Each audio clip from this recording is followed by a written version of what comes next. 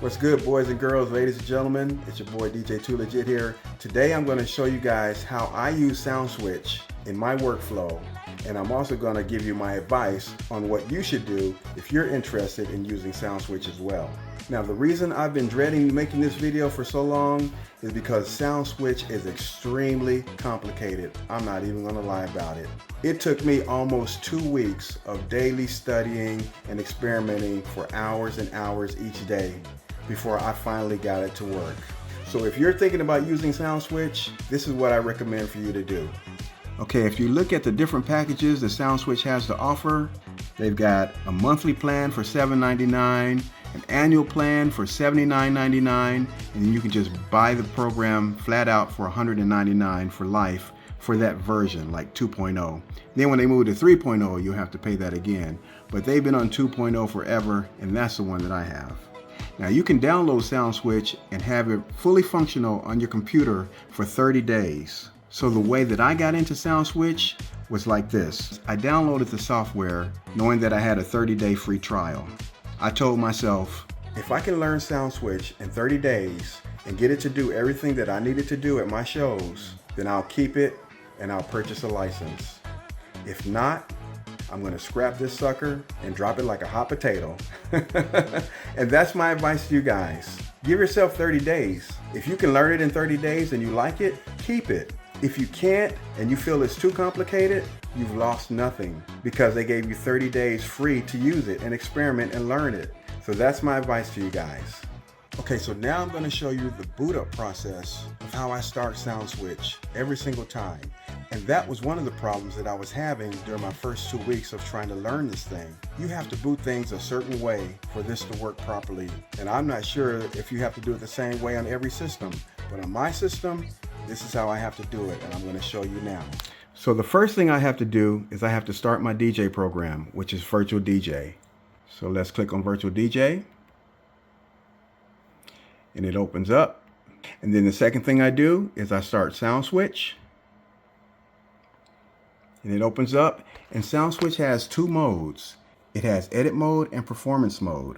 Edit mode is when you're creating all your programs, auto scripting, and all of that stuff. Performance mode is when you're at the gig and you're ready to perform and you need your lights to put on a show. So we're going to boot into performance mode right now because we're going to pretend like we're at a show. So I'm going to press perform.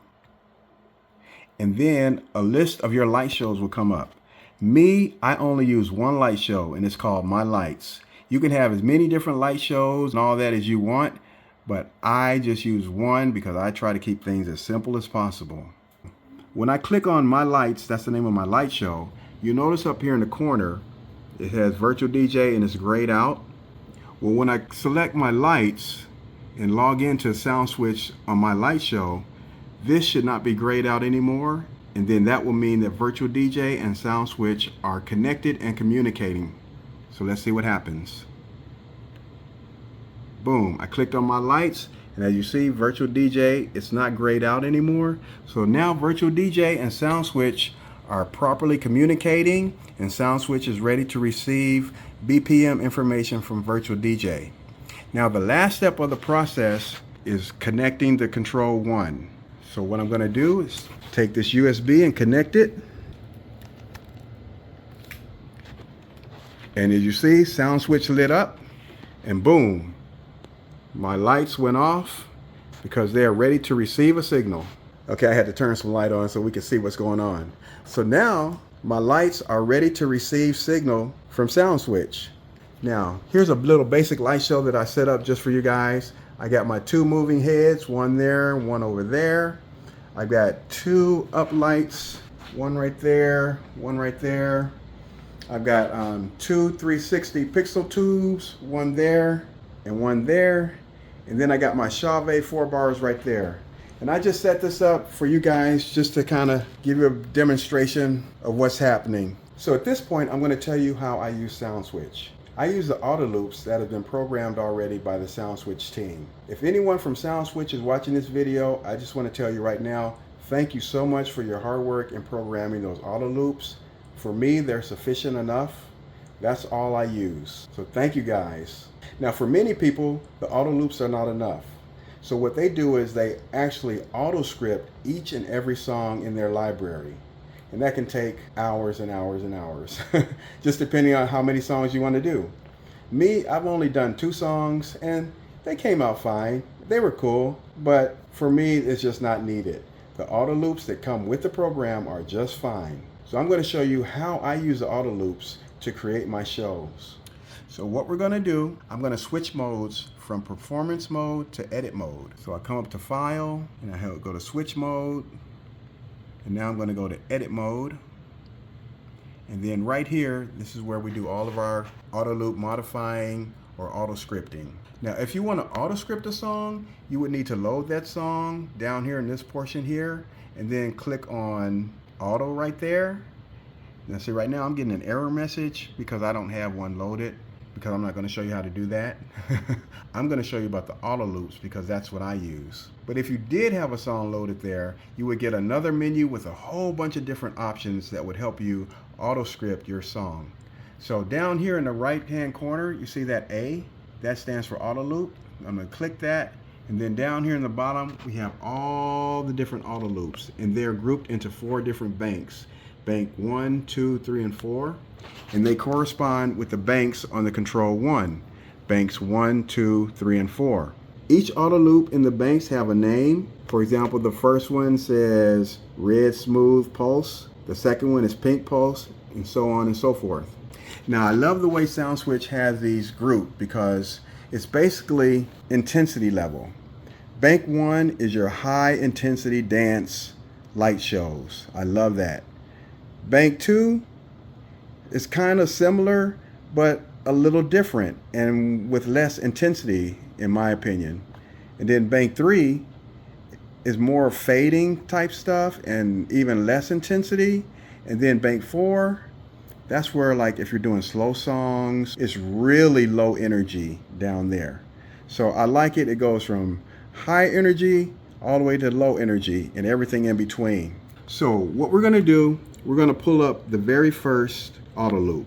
So I'm going to click on it, and then boom, all of that information appears on the screen. Now, if anyone out there has ever used Fruity Loops or FL Studio, it's a very similar concept. You know, the grid in FL Studio, it has all of your information for your music, and you can edit that with your mouse. This is the same type of grid, except this is for your lights, and you can edit it with your mouse. I don't really get into that. I basically use it as is, and then I just add things to spice it up, and I'm going to show you how I do that. So the first thing I'm going to do is I'm going to play the first auto loop and let you see what my lights do. Right now they're just waiting for a signal. So I've got the first auto loop selected. I'm going to press play on the control 1. Boom. And now we've got a show. So this is the first auto loop. Now what the UPLIGHTS and my Chave 4 bars are doing, that was programmed by SoundSwitch. That's the information already coming from the auto loop. What my moving headlights are doing and what my 360 pixel tubes are doing, I programmed that myself using position cues and attribute cues. And I'm going to show you how I did that now. Now the way you program your movers is through positions. And you see it right here? And these are all the different ones, and you can name them whatever you want. You can add as many as you want and just go crazy on that. So for example, I'm going to select this one here called Dance Floor Center. Double click on it, and then these parameters come up. And if you'll notice, you didn't see it, but you see my movers, they went straight to the middle with the white color facing downward. I programmed that position because that's normally where my dance floor will be. So that's dance floor center is what I call that. Now the way you position that, or the way that you position your movers, is right here in this upper left hand quadrant. You grab this little, I don't know what you call it, and you move it. And when you move that, the lights are going to move too. Watch, I'll see if I can show you how I do that. See that? As I'm moving it, the lights move.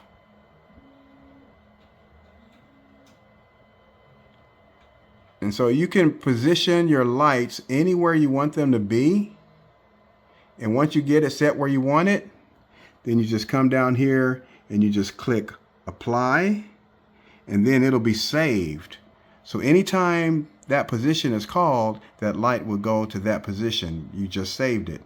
So you can do that at your gig. Let's say you go to a gig and you have your movers in a certain spot and they're not facing the dance floor. Well, you can immediately come to your dance floor position, edit the light, hit apply, and just that quick, you've aimed your movers right at the dance floor. You can do that for each position. Now, once you get all those positions programmed in different angles or whatever, you use those positions to move your movers. For example, I'll drop those positions inside my auto loops in different spots. So I may have one position that says dance floor, is pointing down there, and then I have another position that says upper left and is pointing up there, and then I have another position that says down right and it's pointing down there. So I'll drop dance floor maybe right there, then I'll drop upper right like over here, and then I'll drop the other one down there. So then when the song is playing, the movers will move from that position, then they'll slowly move up to that position, then they'll move down to that position. And that's how you program your movers to move how you want them to move. Now, when you space the positions apart, the further you space them apart, the longer it's going to take them to get there. So that means that they're going to move slower or slowly. When you space them close together, they're going to get there quicker, and so they're going to move faster. So that's how you control the speed of your movers, is by how far you space your positions out.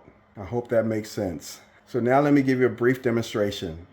Okay, so right here we have all of our auto loop information for the very first auto loop. Down here you see these little triangles. Those are my position cues for my movers. And what I did, I just grabbed one and I just dropped it down wherever I wanted it to be. If I hover over it, you see that one says stage left. That one says stage right. That one says dance floor center, so on and so forth. And I have them positioned all the way throughout that auto loop.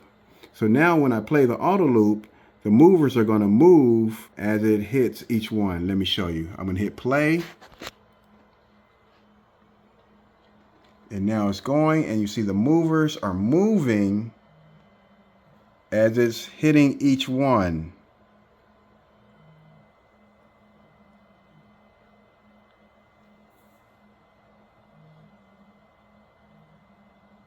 And I've done that for each and every auto loop. I put different positions in different spots to make my movers do different things how I wanted them to do for each auto loop. And I did the same thing for my 360 pixel tubes. However, I don't use position cues for those. I use attribute cues, and I'm going to show you how I do that now. Okay, so down here in the lower left hand corner, you see it says attribute cues. Now you see I have two folders. One is called Spider Lights and one is called 360 Tubes. And I created those folders and I dropped my attribute cues in there myself. You can create your own folders and put whatever attribute cues in there you want. So let's go ahead and open up my 360 Tubes folder. And these are all the attribute cues that I have created. And actually that's all that I personally created, but just know that there are hundreds of attribute cues inside the 360 pixel tubes. These are just my favorite ones and the ones that I programmed before I got tired. Programming is exhausting to me, and so I'm just working with these right here. So let me show you how I programmed them. So all you would need to do is click that plus sign right there, and you can either create an attribute cue or you can add attribute cue folder. So I added a folder and then I created an attribute cue, gave it a name, and then dropped it in that folder. And that's how you got these. So for example, let's take the very first one. It's called 360 Flashy Bright is what I named it. I'm going to double click on it, and then this box comes up. And in this box, it has all the lights that I have assigned to SoundSwitch. So if I want to create an attribute cue for my Both 360 pixel tube, and I clicked on the Both 360 pixel tube, and then this menu comes up. Now on this menu, you can change the two colors. Like you see right now, we've got a purple and a pink. One is the color macro and the other one is the background color. I don't know which is which, but if I was to move that knob or change that number, the actual colors would change, and you can put whatever colors in there you want to by adjusting those two parameters. The base tint, and then the effects. The effects are the actual attribute cues. For example, I've got it selected on attribute cue number 95. I'm going to move this number up and watch the light is going to change. See if I can get it both in there together. You see how it changed? That's a different attribute cue. And that one is called number 98. That's 101. I don't know if you can see that. That's number 104. So you get the idea. You just go through and you find the attribute cue or the effect that you like, and then you can edit the colors up here, and then you can also edit the speed. You can make it go slower or faster, all that, and then you just save it by hitting apply. But that's how you create an attribute cue. Now once the attribute cue is created, then I just drop it into the auto loop just like I did for the movers. So right here, you see that green one there? It says 360 flashy bright. That's the name of the attribute cue for the 360 pixel tube that I named. So as you see, I dropped that one right there at the first bar. And then I don't drop another one until the 9th bar, because usually music changes every 8 bars. So I just let that one attribute cue play for a full 8 bars, and then I drop another one at bar number 9, and then let it play on out. And I'm going to let you see what that looks like now. So let me reset this to the beginning. All right, all the lights went out. Now I'm going to hit play. Boom. And now that's the first attribute cue on the 360s. You see it right there. Now when that cursor gets all the way over here, it's going to change and do something different. Watch. It's almost there, almost there. Bam. And you see it went to the other one that I dropped in. And for this particular auto loop, I'm just using those two attribute cues. So every 8 bars, it's going to switch between those two. And then my movers, of course, they're doing what I programmed them to do. So that's great. And then the uplights and the 4 bars, they're doing what SoundSwitch programmed them to do. So when you put my work plus SoundSwitch's work all together, boom, I got a cool little light show right there. And that's just for that one auto loop. I've done this for all 4 banks and every auto loop in there. So I've got a whole bunch of different exciting things that happen all night long. And for me, that's good enough. I consider myself a DJ first and foremost, not a light programmer, not a light specialist, not a light guy. I'm a DJ. So I can rock the party and DJ and have a great, exciting light show going on at the tip of my fingers. Easy. All I have to do is just press the different auto loops on the banks. If I know I have a high energy dance set going on, I know I can stay right there in bank number 1 and just switch all around and just keep it going. If I throw on a slow song, I know I can go to bank number 4, have some really cool, slow stuff going on, you know. If I'm intermediate, I can go to bank 3, play some stuff. If I'm kind of dancey, you know, but I want a different energy, I can go to bank 2. That's perfect for me. Now I'm going to give you a demonstration using Virtual DJ. So the first thing we're going to do is we're going to come out of edit mode and we're going to go into performance mode. Remember how we do that? Hit switch mode right there. Go to hit perform right there. We're going to select my lights. That's the name of my show. And as you see, Virtual DJ is lit up. So it's synced and ready to go. The lights have reset themselves and they're just waiting for a signal. So now we go over to Virtual DJ. And I'm going to use a non-copyrighted song because my channel is monetized and I don't want any copyright strikes on this video. So let's come over here. Let's find some royalty-free songs. We'll do this one here called Searching. Bring that up. All right, the lights got into position. They're ready to go. They're ready to rock and roll. So I'm gonna start the song and the lights are gonna do their thing. And I have the control one set to bank number 1, high energy. So let's see what happens. Hit play in Virtual DJ.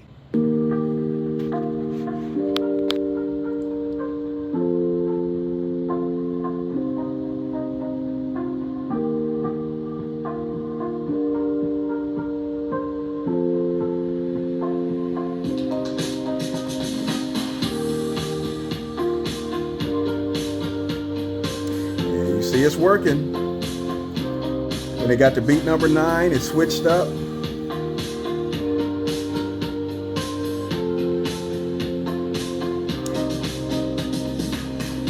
Beat number 1, it switched up again. But it's going through the different auto loops and different things that I have programmed. As you see, it's doing something completely different now than it did just a minute ago, because it's going through all the different auto loops. And that's one feature that I wish SoundSwitch would correct or add. I have no idea which one it's on. It needs to light up or blink or flash so that I know which one it's on. But at this point, I don't know. That's one of the downsides, but it still works.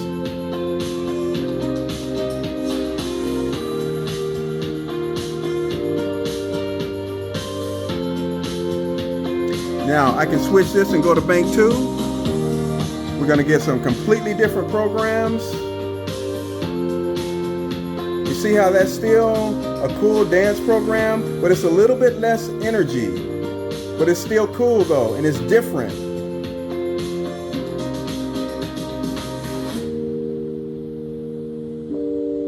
See, it just keeps changing, doing different things all night. I love that about SoundSwitch. It's not doing the same thing if you really pay attention. It's got different things, different types of fades. And a few other little features, like you got a strobe button here. If I hit strobe, all the lights strobe, you see?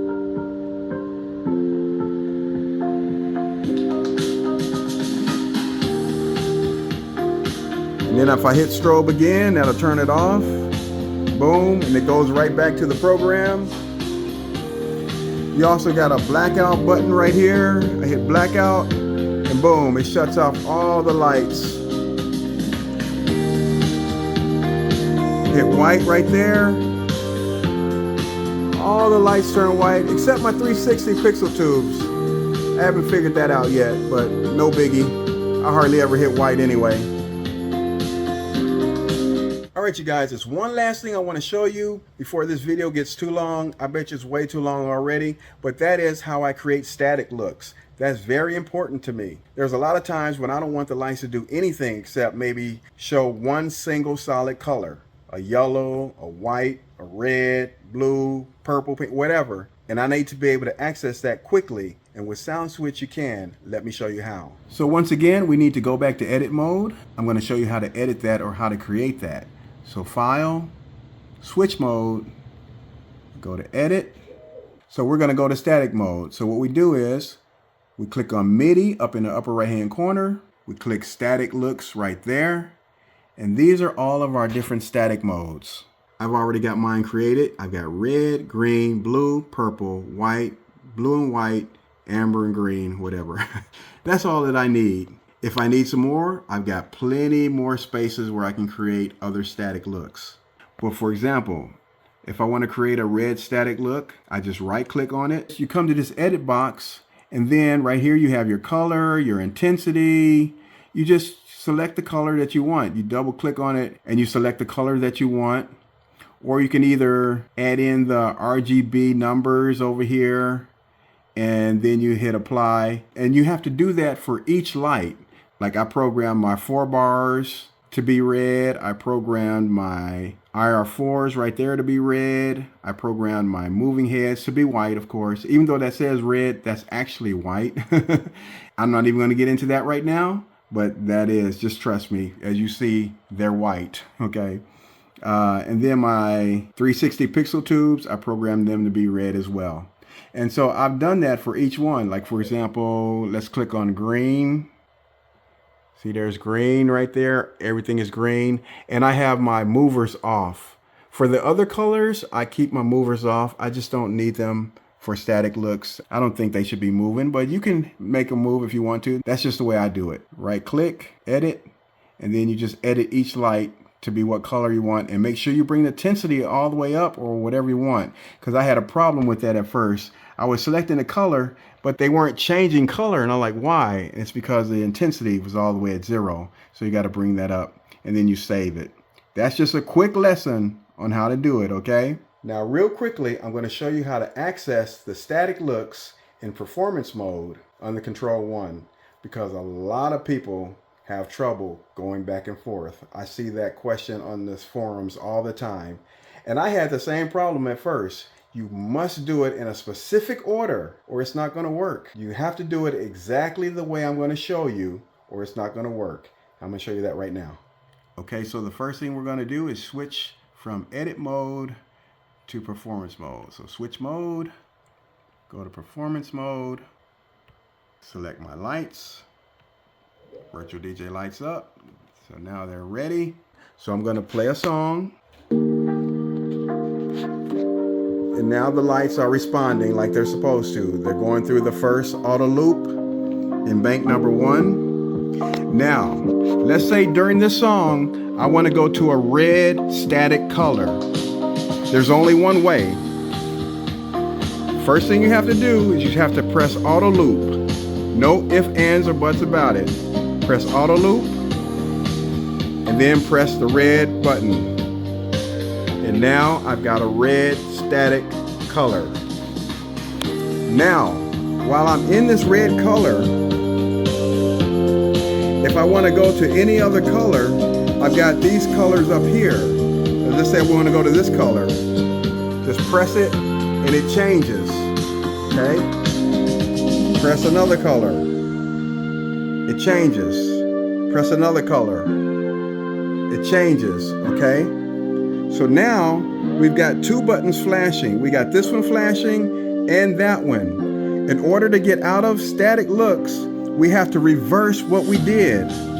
So we have to get rid of this button, and then we have to get rid of this button, and then we have to press auto loop, and now it's back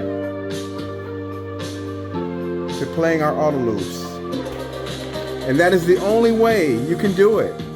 If you don't do it exactly like I just showed you, it won't work. And I see guys in the forum all the time saying, it's not working, I can't get out of the static loops, I can't get back to auto loops, why is it not working? And I always tell them, I say, because you're doing it wrong. You must do it a certain way or it's not going to work. And they're like, well, show us then, tell us. Well, here's a video, watch this video, and then you'll know how. So I'm going to show you guys one more time. To get into static looks, you press auto loop, then you press the color that you want, and then they go to that color. And then if you want to change to a different color, you've got all these buttons up here that you can select. Or if you've got some more programmed here, like white, I can just press that and they'll go to white.